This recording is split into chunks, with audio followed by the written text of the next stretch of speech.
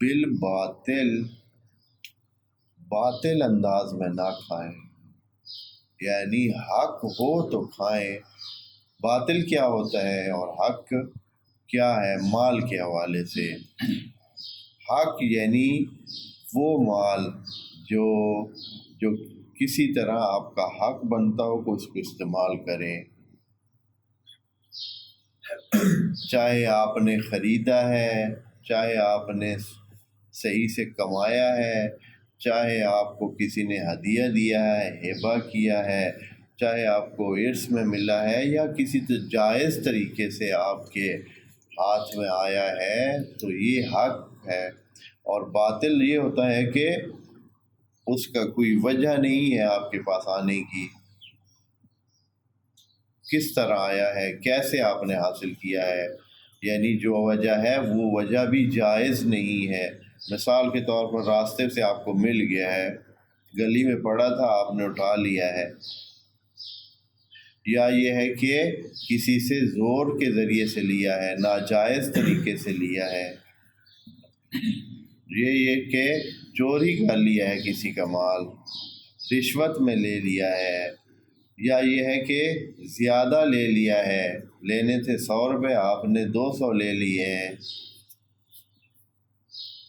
یہ جو ہے سارے مال کیا ہیں؟ بالباطل ہیں۔ باطل یعنی بلا وجہ، یعنی جس کی کوئی وجہ حقیقی نہیں ہے، حق کی کوئی وجہ نہیں ہے، تو وہ باطل ہے۔ اور یہ ہمارے معاشروں میں بہت اس طرح کے اموال بہت ہیں کہ لوگوں کے پاس مال ہوتے ہیں لیکن وہ انہوں نے جائز طریقے سے حاصل نہیں کیے ہوتے ہیں، ان کے پاس جائز طریقے سے نہیں آتے ہیں۔ تو خدا کریم فرماتا ہے کہ آپ کو زمین میں موجود جو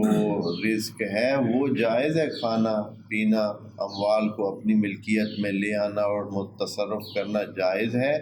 لیکن بالحق ہونا چاہیے۔ آپ کا حق ہو اس پر تو پھر آپ اس کو استعمال کریں۔ جیسے ابھی اس بات کو آپ لے لیں کہ ہمارے معاشروں میں بہت چیزیں اس طرح ہیں جو یہ مسئلہ سامنے آتا ہے کہ لوگ استعمال کر رہے ہیں اموال الناس، لوگوں کی جگہوں کو، لوگوں کے اموال کو استعمال کر رہے ہیں اور بالباطل استعمال کر رہے ہیں۔ جیسے کہ یہ دکانوں کے سامنے جن لوگوں نے اپنے سامان رکھے ہوئے ہیں اور جگہوں کو استعمال کر رہے ہیں، یہ سب جو ہے اکل مال بالباطل ہے۔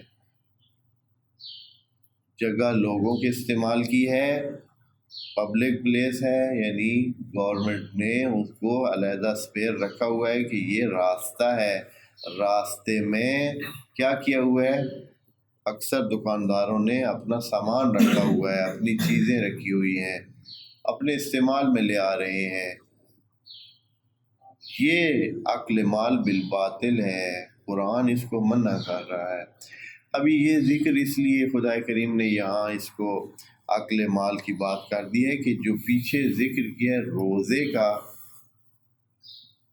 تو روزے کی جو آیت ہے اس کے آخر میں، یعنی اس سے جو پہلے 187 نمبر آیت ہے، اس کے آخر میں اللہ نے کیا فرمایا تھا؟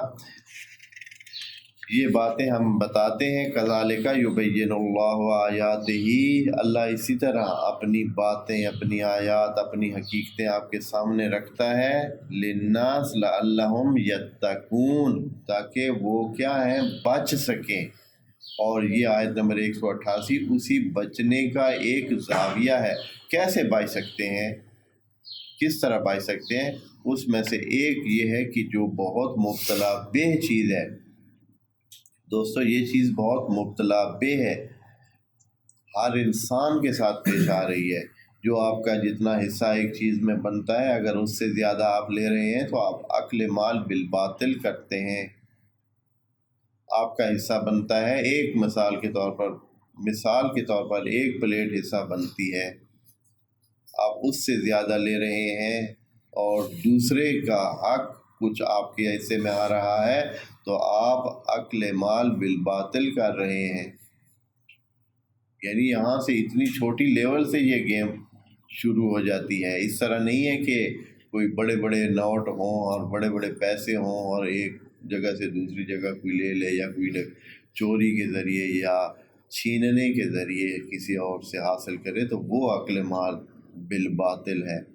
یہ عقل مال بالباطل بھی اسی کا حصہ ہے۔ یہ چیزیں ہماری زندگی میں بہت ہیں۔ مثلا اگر کوئی بندہ،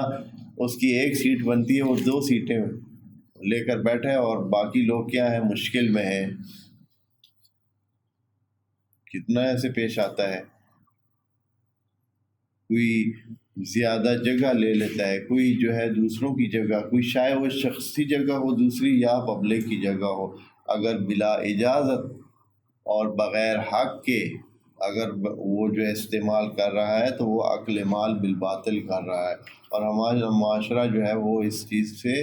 کیا ہے، لبریز ہے اس قسم کے کاموں سے۔ ہماری زندگی میں اس طرح کے کام بہت ہیں۔ مثال کے طور پر اگر کسی کی ایک اچھی جگہ ہے، مختلف لوگوں کی مشترکہ جگہ ہے، اس میں سے ایک بندے نے بہت زیادہ اس چیز کو استعمال کر رکھا ہے اور باقیوں کے لیے نہیں چھوڑ رکھا۔ مثلا پنکھا ہے، اس کے ہوا کی جو گرمی ہے مثلا سب کو چاہیے ہے اور سب نہیں، اور زیادہ پنکھے نہیں لے سکتے ہیں، لیکن ایک ہی پنکھے میں سب نے سونا ہے، ایک ہی پنکھے تو اب ایک بندہ کیا کرتا ہے، وہ اس انداز میں اپنی چارپائی سیٹ کرتا ہے یا اپنے بیٹھنے کھڑے ہونے کی جگہ کہ باقیوں کے لیے جگہ ہی نہیں بچتی ہے، یا باقیوں کے لیے یہ بنتا ہے کہ ان کے دور ہو جاتا ہے، یا ان پہ ہوا نہیں جاتی ہے، یا پنکھے کا استعمال ان کے لیے اتنا فائدہ مند نہیں رہتا ہے۔ تو یہ عقل مال بالباطل ہے۔ یہ بہت چھوٹی مثالیں ہیں، بہت چھوٹی، یعنی اس لیے یہ بالکل ابتدائی قسم کی مثالیں آپ دوستوں کو ذکر کر رہا ہوں کہ یہ ہمارے مبتلا بے مسائل ہیں، اور جب یہ ہیں تو تقوی والی کہانی نہیں ہے، تقوی حاصل نہیں ہو سکتا ہے۔ لعلہم یتقون جو پیچھے کہا ہے تو وہ حتماً اس صورت میں وَلَا تَأْكُلُوا أَمْوَالَكُمْ بَيْنَكُمْ، اور یہ چیز ہے کہ وہ بینکم طے ہے، یعنی یہ پتہ ہے سب کو کہ یہ ان کا مال ہے، یہ اس کا مال ہے، یہ اس کا مال ہے، یعنی آپس میں آپ انسانوں کے اموال ایک دوسرے کے متعارف طریقے سے طے شدہ ہیں، سب کو پتہ ہے کہ کتنا مال کس کا ہے اور وہ کس کا ہے۔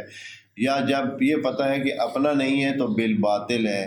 جب اپنا نہیں ہے چاہے آپ کے اس کو مالک کا پتہ نہ ہو لیکن یہ پتہ ہے کہ ہے کسی کا، میرا نہیں ہے، تو پھر کیا ہے، وہ اگر اس کو استعمال آپ کرتے ہیں تو عقل مال بالباطل ہو جاتا ہے۔ اس سے یہ ثابت ہوتا ہے کہ